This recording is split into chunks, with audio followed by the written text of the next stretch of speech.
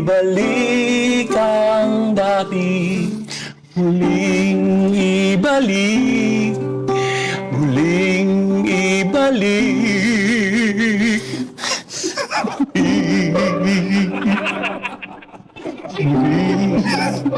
Ibalik. Bart! Oy, Diyan ka pala. oo. Pare, kanina ka pa dyan. Hindi pare, pasensya na. Kasi kanina ko pa kayo, nakita ko kayo nag-uusap eh. Gusto ko sana kayong bigyan ng privacy kaso sabi ko parang mas maganda kung kakantahan ko kayo pare. Ganon? Ay, uy, gusto ko yan.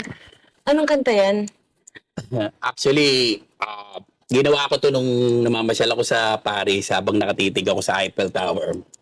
Gusto ko tong kantahin para maging romantic yung mood yung dalawa. Yung title ng kanta na yan, wow!